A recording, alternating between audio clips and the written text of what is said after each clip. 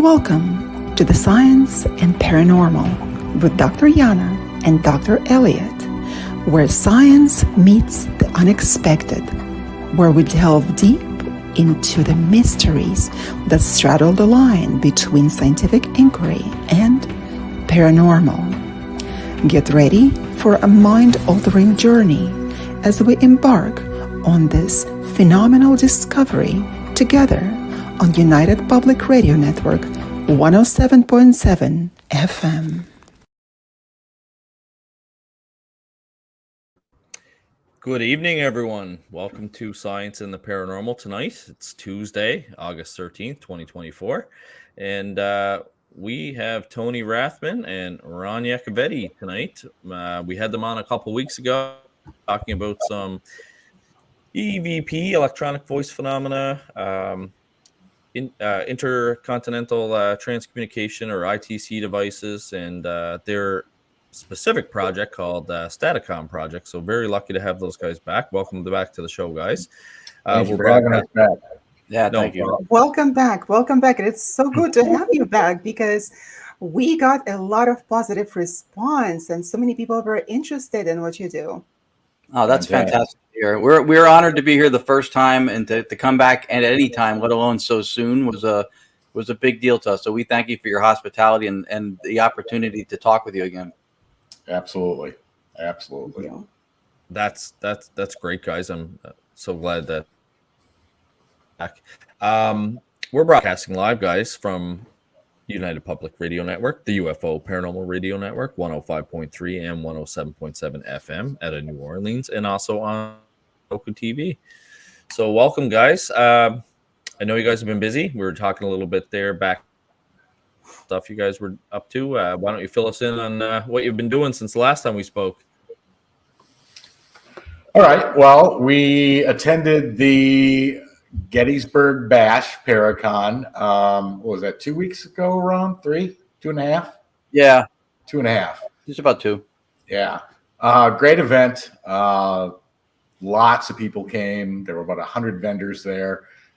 We got to run Staticom live Saturday during the day, Saturday night, and most of Sunday morning we ran it as well because people just kept coming in wanting to hear it. So that was fantastic. And then we head back. We fly out very early, very late Thursday night, very early Friday morning. We're heading back for the Paranormal Symposium that's happening. We're going to speak on the analytic idealism and the ITC version of more of the philosophy version of what Staticom can do. That's great. For these events, guys, out of curiosity, I organized the Halifax Paranormal Symposium. Do they pay you guys to go there? Do they help cover some of your guys' costs with travel?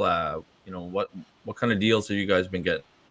All the events are since they're independently run, do it differently. Everybody who does the Gettysburg Battlefield Bash does it on their own dime because it's a charity. Most of the money goes to wounded warriors, right. For veterans who are in need and their families. And then some of it I also know went to there was a side charity thing. There may be more, but for Daniel Class, who's from the Hinsdale House and from Deathwalker with Nick Groff, his daughter's was diagnosed with a form of cancer, and so they were raising money to help him too, which says a lot about the people in the community to do something like that, to care to do something like that. That makes us look good, and that makes us proud to be a part of it. So in that case, everybody's time and endeavors were donated. Right. Some of them are different. Lourdes and I are going to the UK for the Festival of the Unexplained next month to speak on analytic idealism, philosophy of mind, and the Staticom project. That's everything's covered, soup to nuts, the whole trip, everything. So it really depends on the event. But a lot of them are great opportunities to see some of our peers we don't get to see, to share ideas. A lot of people who we've a ton of respect and love for in the field had never actually seen us do our lecture presentation on Staticom and analytic idealism. And so it was people in and out of the room on and off throughout the weekend. But when we did the lecture on 6:30 p.m. on Saturday, the room was packed.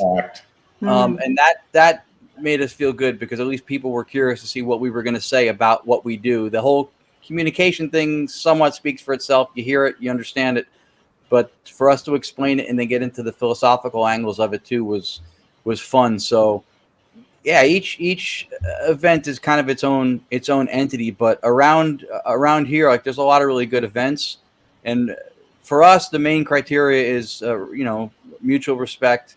It represented well for a good cause, and we see a lot of that. So Yeah, that's what brings us out.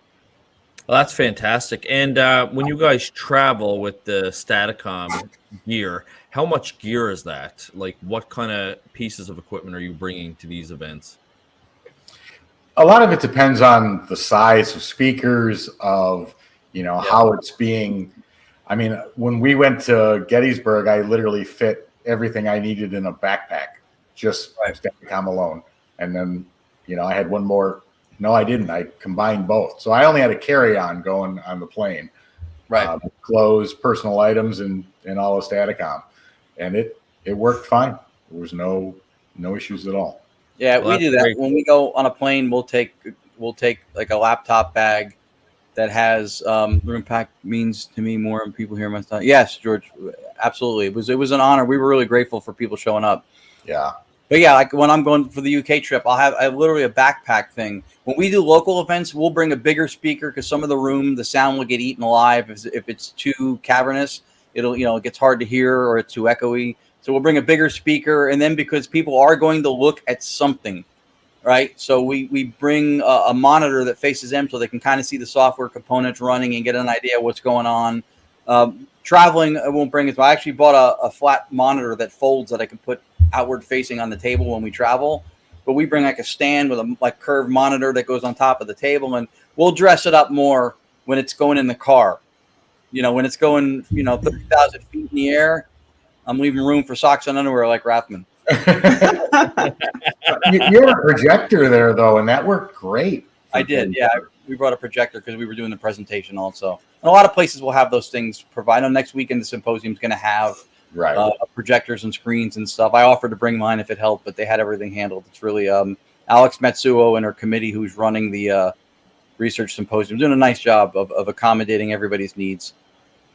Well, that's fantastic. I know we had spoken after the last show about possibly bringing you in for one of our Halifax Paranormal Symposiums. So I'm definitely going to keep you guys in mind after October once this symposium runs and we take a look at how we did and how our finances are. Yeah, you never know. I'll try and work out a deal, see if we can get the two of you to come. And I know I already promised a spot to Dr. Yana for next year. So yeah, we'll. The spot is taken, guys. I didn't know. Yeah, no, I've got a couple spots. I promised. Compete with me. but I've got. I do have Ron and Tony on my hit list here, so we'll see. I might already have my guest speakers, picked for next year. So I know Shag Harbor. So we run two big conferences in Nova Scotia. They do the Shag Harbor UFO Expo. If you guys haven't heard, in 1967, October 4th, the UFO crashed off the coast of Nova Scotia, and they kind of call it Canada's Roswell because it was just as big as Roswell. The only nice thing is that we actually have government documents that show it was a UFO crash. They don't know what hit the water. They didn't find any bodies, any wreckage. They just saw it crash into the water. There was a strange yellow foam on top of the water. The Canadian Navy was involved. The U.S. Navy was involved. The Coast Guard, the RCMP, who I used to work for, they all went out, did their investigation, didn't find anything. So they do kind of an annual UFO conference there, and then we do kind of an annual paranormal conference where we talk about all kinds of different things. So I'll try and see if I can maybe get you guys there for next year, and we'll work it out. You get us on the bill. We'll find it. We'll find a way to work it out. It would be so cool to come up and do it. We would really love to. Absolutely, yeah, we appreciate that very much. I think it'll be a blast, and I know we plan on doing it this year too. But afterwards, we all went down to the bar at the bottom of the hotel, and we all sat around with some of the guest speakers that were there. And you get to kind of chit chat and share information and stuff as well afterwards. So I think it would be great. Now, when you guys were in Gettysburg, did you guys run Staticom, and what kind of things were you picking up there? Well, yeah, absolutely. We ran it 2.5 days straight, or no, 1.5. Saturday, all Saturday night, and Sunday till about 1 o'clock, I think we stopped. Yeah.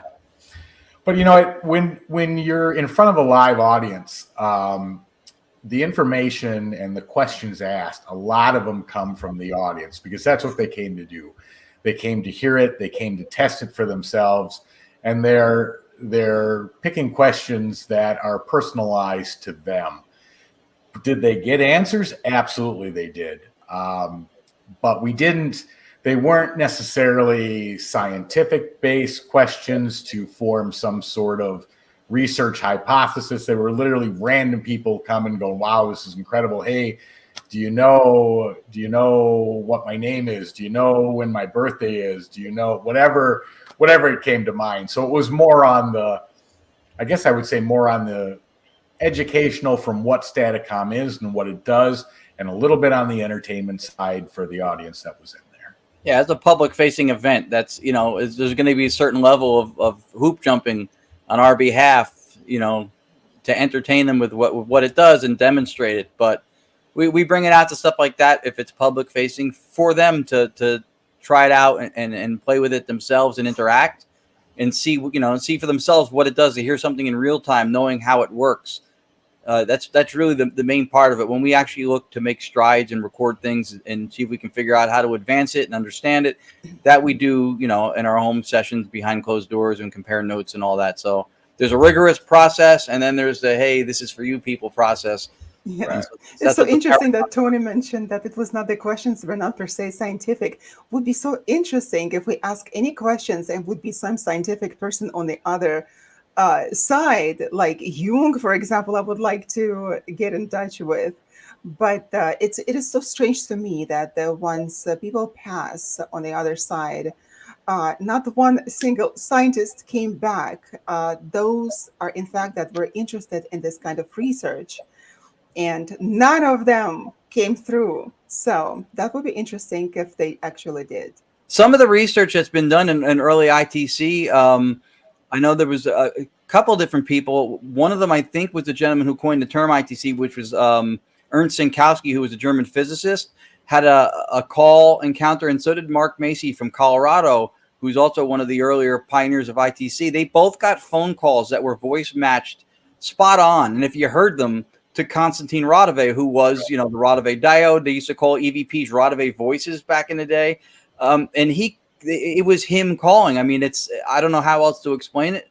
It was, again, they matched the voice. The first time it happened to Macy, he didn't have it set up to record. The second time he got the call, he recorded the call when it came in. And it was on a landline phone, if I'm not mistaken. And that was the point he was advised by Radove to use VLF, which is what's below long wave, which I think they Very used to low frequency. Right. Emergency and submarine communication used to be on VLF.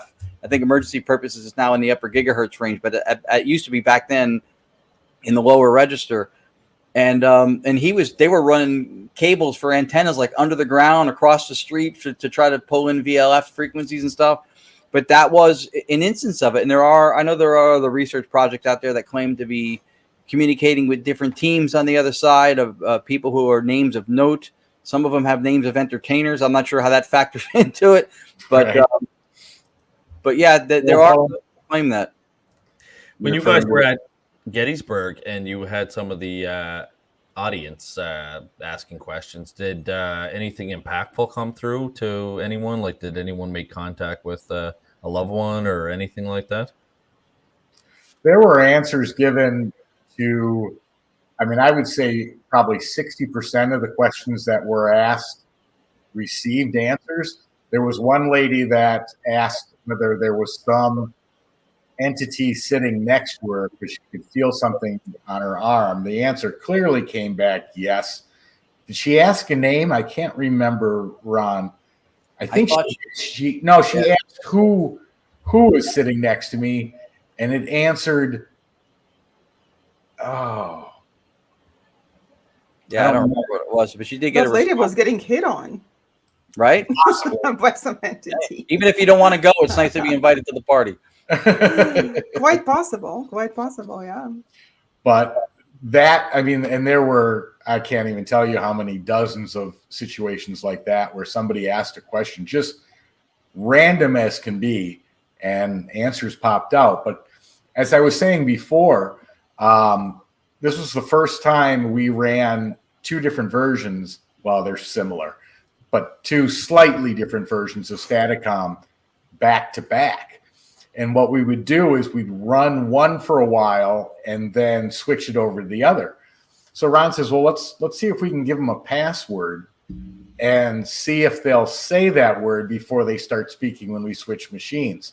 And we did this probably at least 4 or 5 times. And we changed the password every time we switched. And every time we said, okay, what's the password when we switch machines, that password was spit right out. So that was interesting that we could some switch. cyber spies you have there, and that's dangerous. Right. I was just thinking about your statement too, Dr. Yin, about scientists have coming through. Allegedly, in the skull experiment, they had a couple of scientists apparently come through their ITC devices, trying to help them improve the skull experiment and the tech.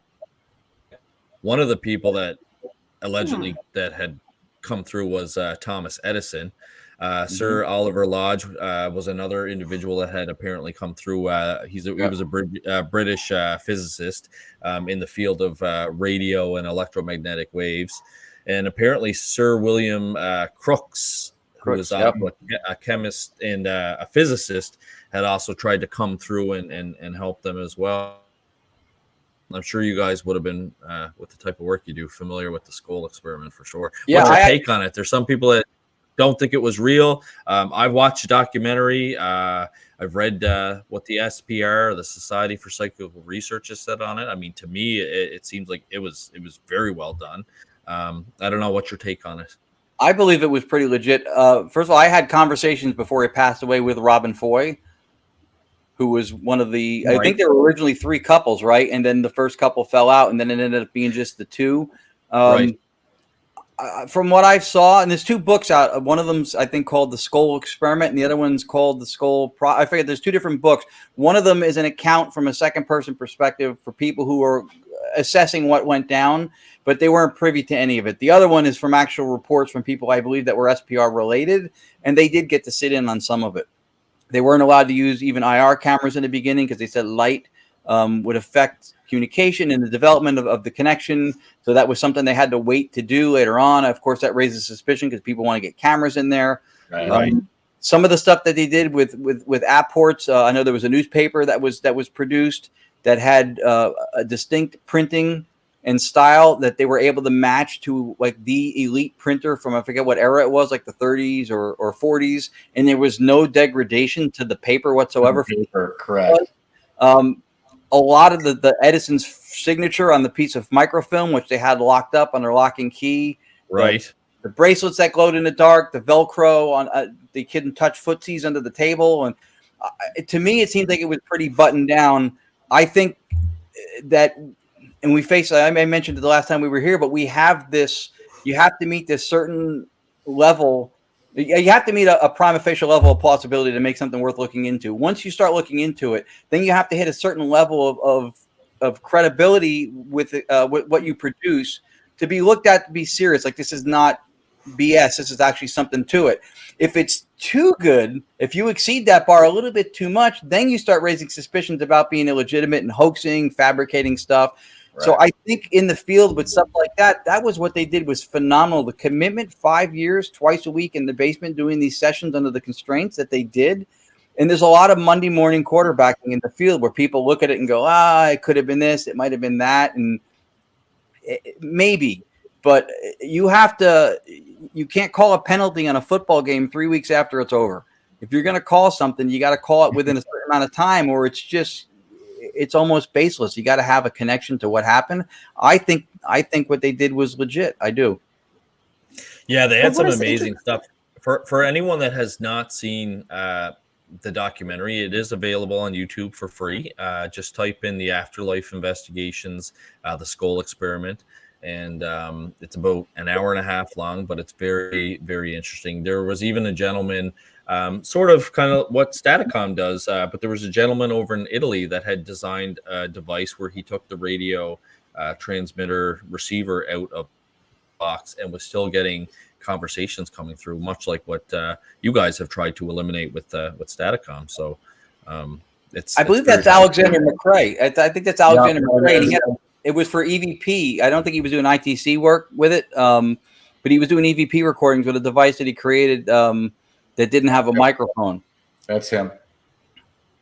Yeah, it was very, very interesting. And with the cameras, as you guys had mentioned, there was actually a point where they secretly turned on the cameras when they were doing apports or things that would appear out of nowhere. And they kind of secretly turned it on, and they actually caught a few things appearing in the room, even though the people didn't really know that that they were recording. So very interesting documentary. It's definitely worth watching for the hour and a half for sure. I agree. Is that Drazen, Ron? Didn't he do the skull experiment? Dan Drazen, he may have been part of that documentary. I think he was part of the experiment, but yeah, he may have done. He also did Calling Earth, which was another good one on Vimeo. Yeah. Well, if we look at this modern research and using the technology that you guys have devised, it is a modern influence, of course, and you're doing already something that had been done before, but without the technology. Because if we look at the phenomenon of ascended masters, that regular people, the teachers, the spiritual teachers here on Earth that die and then come back through different people, like, for example, Madame Blavatsky, Elena Blavatsky, that in fact was the founder of Theosophy, and she claimed, like many others, that she was given that information, essentially was told, and she would just record it, would write it down as many others. So while people were the vessels of this information, now we have technology that would record it, and I'm really glad that we do. So thank you for doing that. That was very kind of you. Yeah, no, I agree too. It's been as part of the problem too, I think, and this is why we stress so much the reverence and respect for those who came before us. Because why would you want to start over? Like if it's like going to court and going, I know the smoking gun's on the bed, but leave it there. I'll get it later if I need it. Like they did stuff. Bacci was tested in labs with no RF signal, taking the tubes out of his radio, still got voices. Why would you not stand on principle on that idea? Because it happened. So we can't approach this from the research standpoint as if nothing has been done to vet this thing before. But in America, I know that because of the ghost boxes, the modality that everybody knows, it's what's on TV. We're starting a lot of times from square one with, they did tests and double blinds and stuff, and people didn't hear the same words in it. But that's it's irrelevant to the foundation of what we're speaking to. This stuff has been tested. It has been vetted on certain levels. And I know a lot of times this will happen too, that they'll say, well, these are the feats of lay people, which a lot of the aggregation of data comes from lay people with the way things have come culturally with paranormal research today, right? A lot of it. So they'll be, in some instances, discredited for not having the academic credentials to qualify, that the work was done with rigor, that it was done with proper scrutiny. But historically, physicists, Dr. Ernst Sinkowski, Dr. Konstantin Radove, Dr. Annabelle Cardoso, they don't get the props that those today are denied for not having credentials when they had credentials. So it's complete red herring to say that if you had these credentials, maybe we would take the work seriously. You wouldn't, because historically, when people did, you didn't. Absolutely. Right. Yes, you're correct. Yeah, and it's funny, like you said, Ron, you were talking about, everyone's kind of familiar with the spirit box because, it's on TV, and backstage there before the show started. I was filling you guys in on our Amherst investigation, and I had given my investigator the SB 11 spirit box, and I gave them my warning. I said I don't believe in it. I find it's garbage. It's too loud. It scans the radio frequencies. All I've ever gotten is like one-word responses, and I can tell it's coming from the radio. But I said, here you go. You guys take it. So they went upstairs. It was a small room. It was an office. You could only fit about maybe 3 people in there comfortably. So one of the homeowners went up there. My investigator, Scott Chapman, went up there. He's my videographer. And then my medium, Jody Russell, had gone up there. And initially they were doing just EVPs with a task cam and also just a digital recorder. And then after a while, they fired up the spirit box. And I had given them a warning downstairs. I said, I don't want any one-word answers. And I thought it was funny. I was telling you guys, whenever they would ask a yes or no question, the spirit box would answer in 2 words. So instead of just saying yes or no, it would actually, they were getting responses saying, yup. So it was saying yup to answer the question. And they then got your orders. There was one point. That's right. It did. No, that and I said that. I said maybe they heard from downstairs. Maybe they heard me say that, and that they knew I didn't want 1-word answers. So it started giving 2-word answers. And then the other interesting thing that happened is, like I said, there was 3 people in the room. There was Kim, Jody, and Scott. And at one point, the spirit box had named Scott and Kim. So, what are the chances that it's just randomly searching radio stations in Nova Scotia, and it happens to get 2 out of the 3 names that are in that room? No. If that very, radio, you need to get lottery tickets quick. And I even had it, at the mid setting. I think it was scanning at like 250 for both AM and FM. So the higher up you go, obviously, the more words that you get in a row, it's likely to be by chance. So, really tried to eliminate that. I thought that was really interesting. And then the other interesting thing or response that it gave was they had asked the spirit that was in the room to touch Scott. Scott claimed that he was touched twice on the back of his neck. And then they asked, why did you do that? And the response was, you asked, which was true because they did actually ask someone to touch Scott. So I thought it was, really interesting. Kind of piqued my interest because now I hadn't experienced it. I still haven't experienced anything positive with the SB11, but I trust my investigators. They're part of my organization. They're reliable. I wouldn't have them as part of the organization if they weren't. And I have to believe what they said. And there were 3 witnesses in there. There was those 2 plus an independent witness being the homeowner. So very interesting. I think the type of work that you guys are doing is absolutely phenomenal. It's just too bad we couldn't get it available out there to more of the serious researchers. And I know you guys, like we talked about it last show, that there's obviously some issues with the software, like licensing issues and things like that. Right. But I mean, no doubt, I'm sure the response you guys have gotten about the Staticom project, you guys realize you could probably produce something and make a ton of money on this in the paranormal world. So I like the fact that you guys are in it for the research purposes. But before you guys make too much money, there's tons of money, Dr. Elliott. What are you talking about? We have to take the opportunity. The ton of money, we get the percentage. Come on. Well, the next thing I was going to say is, if you do somehow make a commercial, don't forget your friends at Science and the Paranormal, and we are looking for sponsors. No question. Remember us then. We could be sponsored by the Staticom. Right. Yes. We remember who's good to us. It's hard.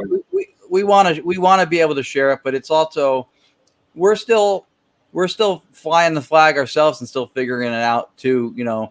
With developing it. And we mentioned before that I think the last surviving of the original guard of EVP research out of Europe, Dr. Annabelle Cardoso, who also knew Bacci, Robin Foy, Bacci's wife, Foy's wife. She knew all those people. She just submitted us to the Swedish Society of Parapsychology.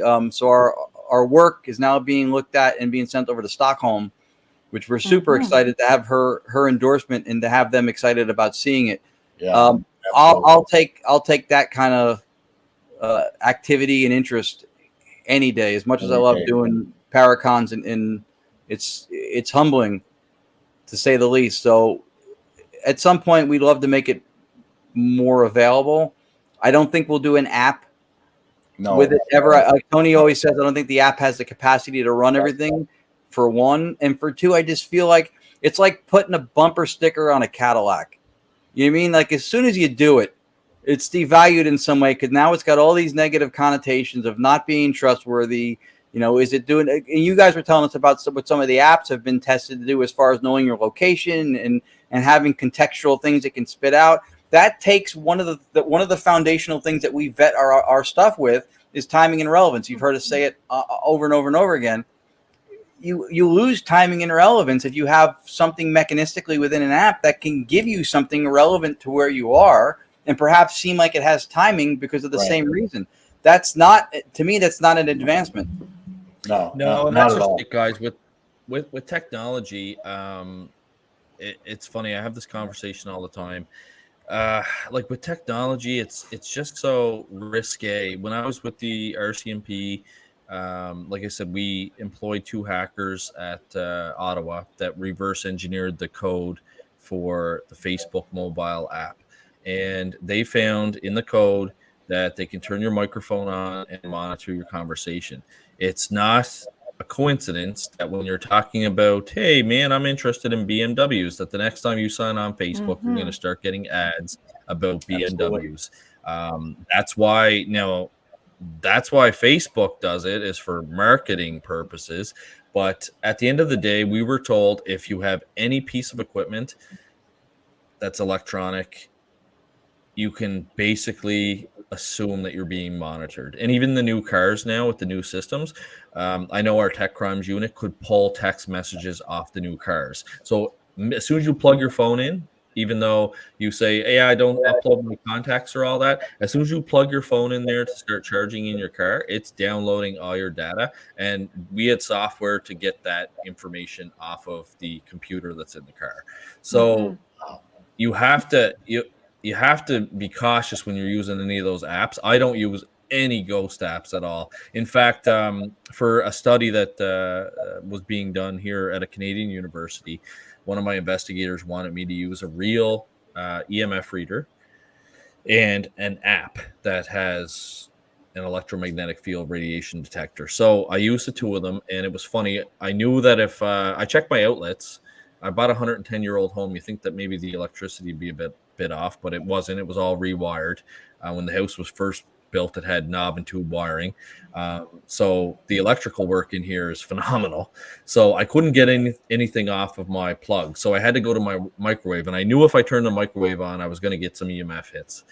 So the app on the phone told me that it was safe to stand in front of the microwave. It was actually green. It said everything was okay.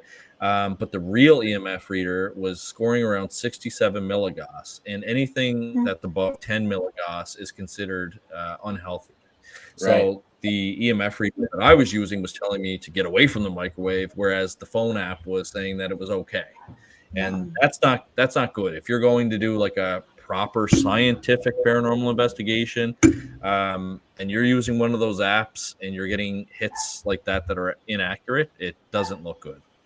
Yeah, it's scary to me too that now when you see a lot of the people from, and some of them from the TV shows, but a lot of the YouTube and TikTok influencer people, when they're the primary guest at an event, at a paranormal investigation event in a lot of historic places, a lot of them are walking around using a variety of these different apps, and it's selling it to the public as, well, he uses it or she uses it, so therefore it's legit, and it will sometimes yield things. And that's all it's the gambler's mentality. If you sit down at the table, you know the house wins, but if the house loses one time and you win back 150 of the 300 you lost, you're staying there. And that's what it does. And I think it's sad because it's very misleading. Well, it completely is. And anybody who can think about what components would need to be in a phone to make the functions of the phone work, registering EMF is not one of the functions of the chipset or sensor set in a phone to be able to give you any kind of reading at all. I mean, that to me is just common sense, but well, many Well, people that's the are not thing, there's- knowledgeable in that, and that is why we have this conversation. So it's good that Tony, that you mentioned that, and Ron, absolutely, I agree with you. But nevertheless, like we mentioned last time, people don't want the truth. People are suckers for the lie, for showmanship, and that is why Hollywood is so prosperous. And for us, we want, like you guys, you want to perform this deep research before you release it to the public. But people who are not so clean in conscience, they can do this, of course. No, I agree. Now that no one was listening to what I was doing today, in fact, only Dr. Elliott knows what I was doing today. So if we do this experiment today, which I hope that we're still on, maybe we can be told what I was doing today. I was preoccupied with one task today. Can we run the test? no, afraid we can't. We needed to do some tests because of the amount of additional bandwidth that's required for Staticom to run. And I can see every once in a while, I see Dr. Elliott freeze up, and I'm assuming you're the one running it. So there's no way it would handle this through a live. Yeah, I noticed a bit of freezing on everyone's part Yes. tonight. Yeah, so Yeah. I don't know. I'd be very surprised. I know when we checked with the network, they said we could have up to 10 people in the chat, but I think if you had 10 people, it would be lagging quite a bit, unless everyone was like hardwired in. And those are seats that are allowed within. Sorry, those are seats that are allowed within StreamYard. What it really comes down to is the ISP you're using, and that's what the suggestion for the test prior was. Yeah, if we could test it ahead of time to do it, that it might be Yeah. possible. For me, one of the problems logistically, and I think Tony may have figured it out, is that I do the podcast and stuff with the same laptop that I'll run Staticom through. So I have sound input output issues where it starts coming through, and I don't hear it at the time. But then I did a show one time like that, and I heard it, and it was echoing like crazy. And people must have watched it and go, "This guy's nuts." And his system sounds like caca.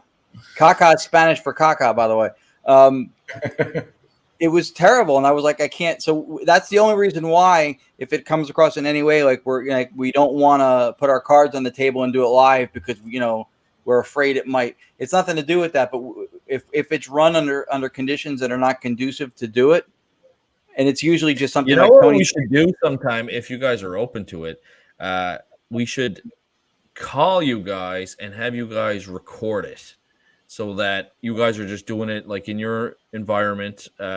It's not being run through the internet, but then we can have a video. We can kind of play it on the show, maybe like a little clip on any interesting successes that we had with this. That can easily be we done. should try and set. That's Yeah, a good we should idea. try and set something like that. Yana and I can call in and to you guys, and then we could ask some questions, and you guys can play Yeah, that would around be with it. great. Mm-hmm. And then we can But play. But meanwhile, we can video test your ESP abilities, Dr. Elliott. You already know your ESP abilities. So try to guess one at a time what I was doing today. Let's turn on the human factor. Gym, working out. I said that what I was doing today. I was not at the gym all day long. Oh.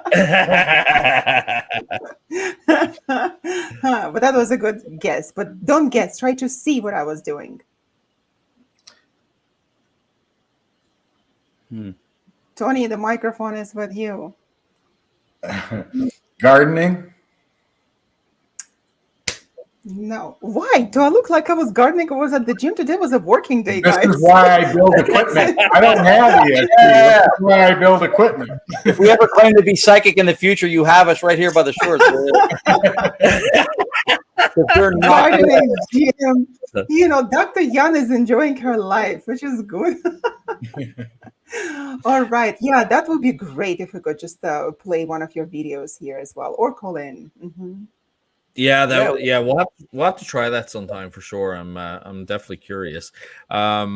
No, that's funny. It was storming here quite a bit today, so I never ended up getting to do anything. It was like a crazy thunderstorm here. So it was probably the loudest I've ever heard. I thought my roof was caving in a couple times, and I'm lucky that my dog is a rescue dog from Mexico, and he was like literally for his first 4 years of his life just lived on a beach and in the woods. So I think he probably was used to a lot of thunderstorms, so it doesn't freak him out.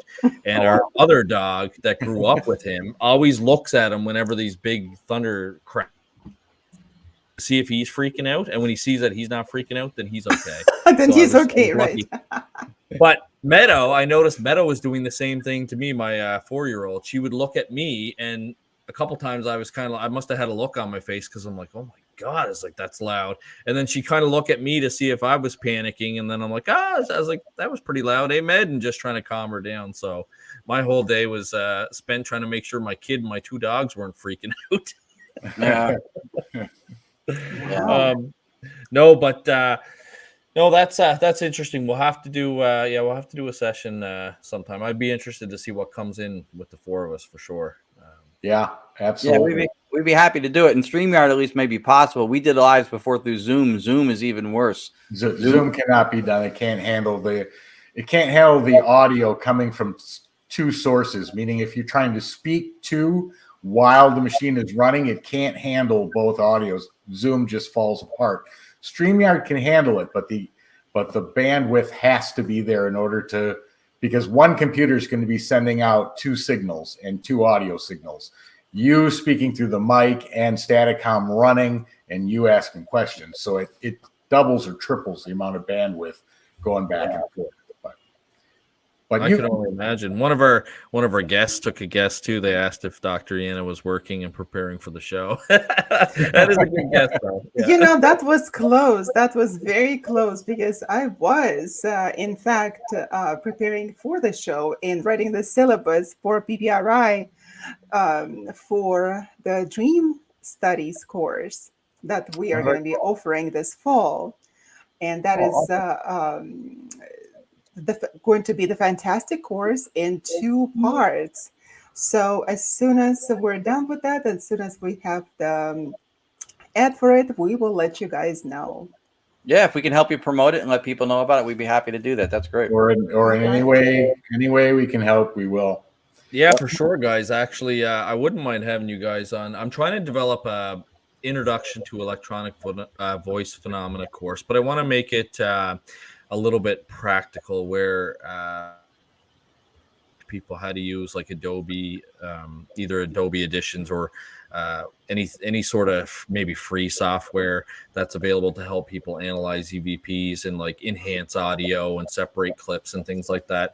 And with your guys' knowledge about EVPs and ITC, I would certainly keep you guys in mind as to come in as guest speakers. So awesome. If you guys were interested in something like that, I'd be honored to do it. Yeah, absolutely. Some folks I've heard will take ITC recordings and the way they process it to edit it to present it.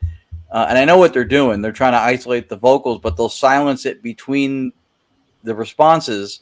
So you hear the sweep get flattened out, and then they'll cut out a lot of the sweep in between just to put it closer together so it takes up less time. But meanwhile, it sounds more butchered than a bad plastic surgery. And it's right. And it's just, to me, it sounds it's implicating itself in fraud, even if it's not, because it sounds way too produced and doctored. So there is a certain finesse to working with audio. I always refer to it like metaphorically like an archaeologist. Like you don't just grab a pitchfork and start yanking bones out of the ground, right? They dust it off. So you're trying to preserve and reveal what's there organically without damaging it, without distorting it, without changing its shape and its fundamental properties. That's what we try to do when we try to go through and edit audio. But a lot of people, it's creative beyond control, and it sounds way too produced, and it's not. I don't think it's good. Right. Well, you guys have a phenomenal point there too, especially in today's day and age with technology, with artificial intelligence being able to produce sound waves and video waves. You know, you don't want to be doctoring things up inappropriately. You want it to be done the proper way, and you're showing, you know, people the proper acoustics that are involved in it, or the proper sound bite, because there's just too much and it's too easy to fake stuff now. And like when people send me TikTok videos, like I watch them for entertainment purposes, but I have no idea if they're, you know, real or not. I mean, it's almost become, the paranormal is back to seeing is believing. You almost have to be there now to see it for yourself to know that it's real, because everything's just so good now. And it's scary, because before I retired in 2020, and at that time, I know our RCMP tech crime unit was having difficulty determining what was real and what was not real for digital evidence. But now, fast forward 4 years later, I'm sure that they're having a nightmare on some things. I mean, you can doctor almost anything now. It's wild. Now we're going back to the human factor. We need to believe ourselves and our own senses. Yeah, true. And integrity has something that has a little bit more value now, I think, too, right? You mentioned before your team got stuff with an SB11. You were iffy about the device, but not the people using it. So there, you know, thereby you have something that you feel comfortable with because of the way it was aggregated from whom it was aggregated. That makes process and procedure make or break the entire explanation about what they're using or how they're using it. Either one can go wrong if it was put together wrong, if the theory behind what they believe is happening is wrong, or if the method under which they're using it or trying to decipher what's coming through is wrong. It blows everything out of the water. All three of those have to be in sync and done in the professional manner that's going to give the results that you want to get. Otherwise, it's diluted. But just on that thought, do you guys want to hear a clip that I captured between the first show we did and this show? Oh, yes. Okay, I'll share it. Now, this is a question that as paranormal investigators, we stopped asking about year one of the 14 and a half years we've been doing this because A, it never got answered, and B, the question can be considered a little disrespectful, but it's asking how they died. Well, my wife, I was running it, my wife came up and asked this question, and she asked them, how did you die? Well, this particular entity answered. So let me bring up this window, share the audio, and I will play it for you. Where's audio? Where'd it go? Why won't it let me share the audio? That's usually what I do also with a past life regression, asking what was the cause of death and how you died. So that is very interesting.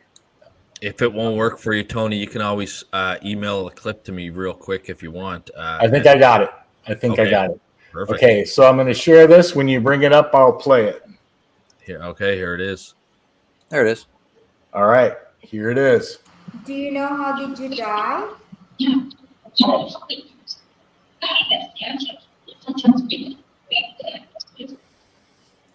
I mean, that's as clear as it gets. You want me to play it one more time? Yeah, play it one more time for me. Do you know how did you die?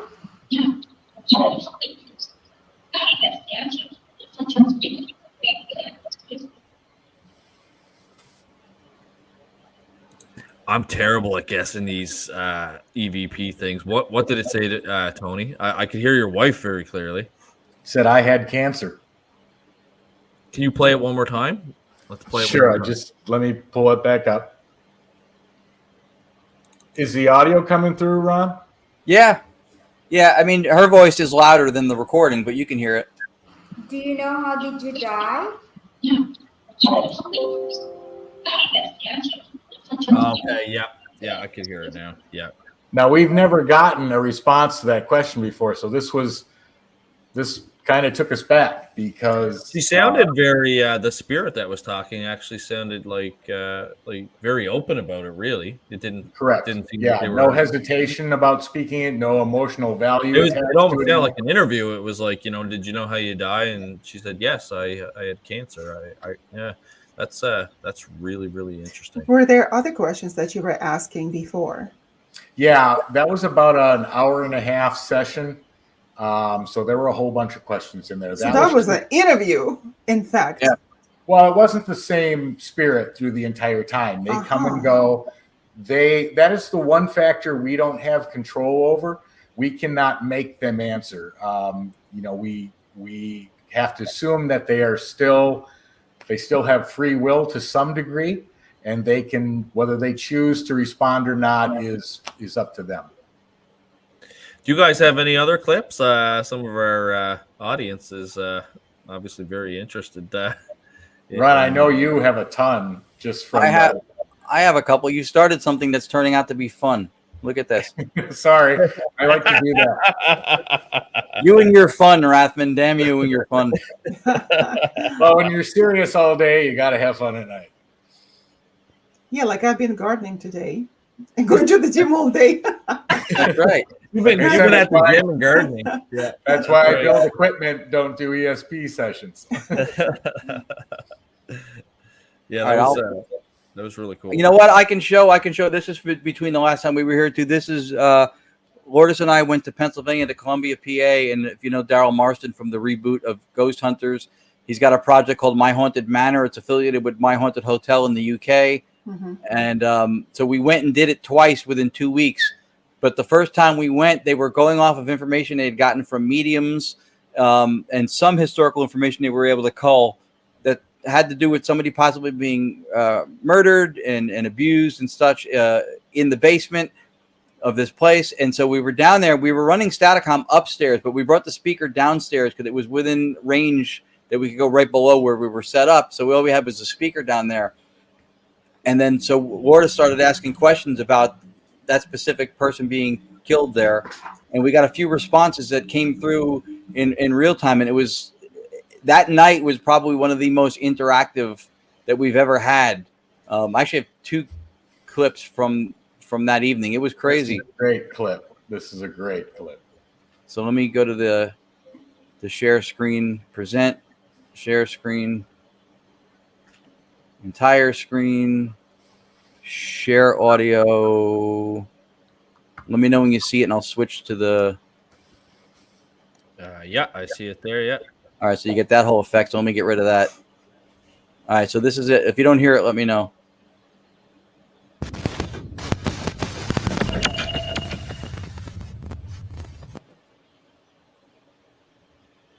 If they started digging, what would they find?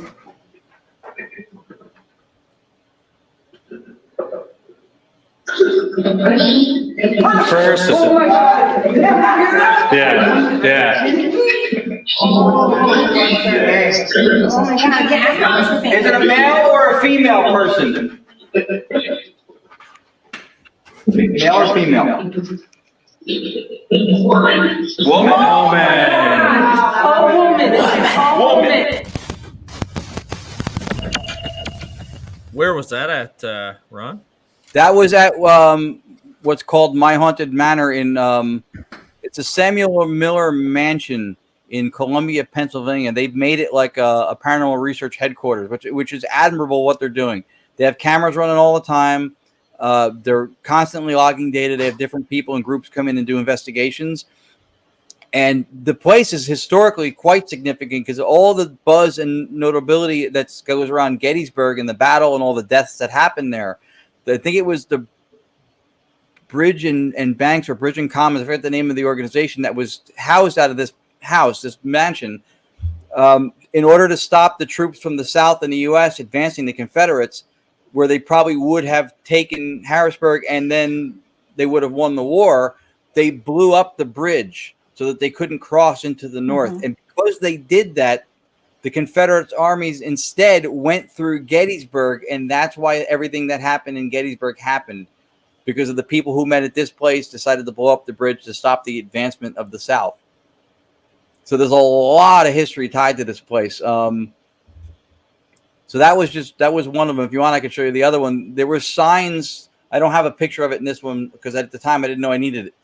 There were signs that had these dirt areas in the basement just for safety purposes. They don't want you to go. So there were do not enter signs hung on these spots. So before we officially started the recording session for the show, just to test it out, because we brought the speaker downstairs, I started asking questions about that. And then a voice pretty much told me what was on the sign, but rephrased it, which is interesting because now it's contextually correct, but it's not regurgitating back my words. So I have it ready. Yeah, for sure. Yeah, for sure. Let's play it. All right, so here's the other one.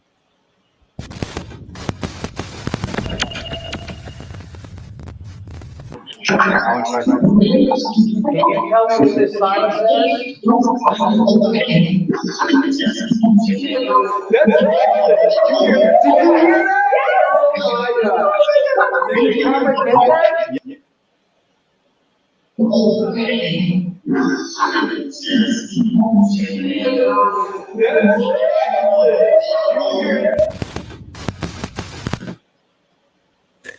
Really interesting. You can see how during an investigation you want as little people there as possible, or I was just gonna say that. Yes. Because as soon as they got excited, it kind of like interrupted that. But once you slowed it down, you could actually hear it very well. Yeah, I've had situations like that too, where the environment's just so noisy. Especially on like when you do public ghost hunts. Normally, if I know I'm doing a public ghost hunt with the public, I know I'm just doing it for fun because it's not going to have those controlled conditions. So that was really interesting, but it was really neat that you caught that. That's really cool. We record for all instances just because sometimes even when you're in the less than optimal conditions, something comes through clear at a moment when it was quiet. Like after that, Daryl was like, "Stop asking questions until we get the cameras running," because. And I asked one more. There was a toy buried in the dirt, and I said, "What's the toy below my feet?" And it said "rolling pin," and that's what it was. It was a little toy rolling pin. So there was a lot of direct answers that night, and it was a smaller private group that night. But sometimes because of the clarity, and if you heard even on the first one, when Lourdes asked, if they dig, what are they going to find? We've got Staticom tuned to a point where you don't hear anything. You don't even hear a noise floor until something vocally comes out. And when it does, and it's clear to respond, like that's why sometimes you get the people kind of like cheering and reacting. I reacted strongly to the person one too, because like it was just, it never becomes old hat. It never becomes, blasé where you go, oh yeah, that's what happens, because it is still, in every sense of the word, both technically and descriptively phenomenal when it happens. Yeah, that's amazing. You guys do great work, and look forward to continuing to follow your work as you guys go along. What are some ways that people can follow your work, get in touch with you? Are you guys on? Do you guys mostly? I know you have a YouTube page, but are you guys on Facebook, YouTube, TikTok? What are some social medias that people can follow you and follow your work? The easiest two websites, and I'm going to spell this out because somebody watched the last show we did, and they're like, "You said those too fast. No one's going to be able to pick out what you said." So GONYAC.paranormal.com. That's spelled GONYAC. Paranormal.com. The other site is entityvoices.com. Those are the two websites. You can find us on YouTube underneath Staticom just by typing in Staticom. And then, of course, all four people who actually are the members of the Staticom team all have Facebook pages. Myself, Ron, Lourdes Gonzalez, and, of course, my wife, Cherie Rathman. I just posted the first one, the GONYAC.paranormal.com. What was the entity one? Entityvoices.com. Entityvoices.com. Just to clarify, too, for the Gonyak thing, sometimes it raises the eyebrow. So Lourdes' last name is Gonzalez. Mine is Yacovetti. And so she created Gonyak as a prefix for a Gmail, Gonyak, whatever. at Gmail. And then I thought, oh, we thought maybe this is a good name to use because it's not cliche. You're not going to hear anybody else using it. Turned out to be some Slavic last name or Right. first. Well, so people ask us sometimes, they go, why didn't you start with your name? Why isn't it Yak Gone? I said, because that sounds like a bug repellent and nobody's going to want it. So it's Gone Yak. That's funny. I was just checking for you to see if Stati.com was available, but it looks like it's taken by an actual energy company. Correct. Yeah. That's interesting. And what about is Staticom.com taken? Did you guys check that one out? We should check a few of them. Yeah. That one looks like it's taken too. It is. Well, perhaps there is a sponsor who's listening to our show today who would like to sponsor your show or your project and your device. That would be very interesting. I'm thinking about myself all the time. Let's sponsor my show and sponsor your show, your device. It looks like Staticom.com sells some pretty cool cowboy hats there, guys. Maybe next time we come on, we'll have cowboy hats. Yeah, you guys. You should message and see if they'll sponsor you. Get a couple of cowboy hats. Yeah. Cross promote that name. Yeah. Get them flooded with emails with people asking them to talk to ghosts. No, that's fantastic. I know you guys have been busy. I appreciate you guys taking the time to come and speak to us. It's to hear some of the clips that you guys have captured, and I look forward to following your work in the future. And if I can get you guys to the 2025 Halifax Paranormal Symposium, I'm certainly going to try and do that. And then we'll all have to go for a cold beverage afterwards, because that's the best part. I'll be there. Hopefully you guys will be there, and whoever else we have as guest speakers. Yeah. Let's make it happen. Let's make it happen. And we appreciate you again having us back on. This is a great show. You guys keep the bar high as far as quality of the show and the guests that you have on. So we're honored to be included in that and to give us a platform to be able to share what it is we think we're doing here. So thank you for that. It's nice to be invited once, but to have us back again this soon was really, really kind. We appreciate that very much. Yeah, no, that's great. Like I said, I'll keep you guys in mind for anything else that I can do too. Like I said, if I end up getting that introduction to EVP course off, if you guys are available to be guest speakers, I'll certainly keep you guys in mind. And, I'll certainly share any of your stuff on our social media. Awesome. When I come across it. So, and likewise too, when you have your courses and stuff that you're going to be doing set up, let us know. We can plaster them out all over social media. Yep. Okay, I have last favor, guys, to ask you. So when you will be doing your sessions, your interviews, hour-long, all day long, could you ask a question about me? I want to see what the answer is going to be. I'm still waiting for Carl Jung to come through. All right. Just see what is there about me. Okay. All right. That would be very interesting. And just call me or email, but that would be great. Yeah. And we are operating off of analytic idealism as a philosophy, which is largely Jungian based, as he was an idealist as well. Let's see what the interesting verbiage is going to come through once you start talking to Carl Jung. Let's see. Why not? Why not? Let's try that. We're not going to use a Ouija. What is it called? The Ouija board, right? We're not going to use that. By the way, just recently I saw it. Somebody threw it out right there on the street. It was so crazy. It wasn't even in the trash can, just like on the street.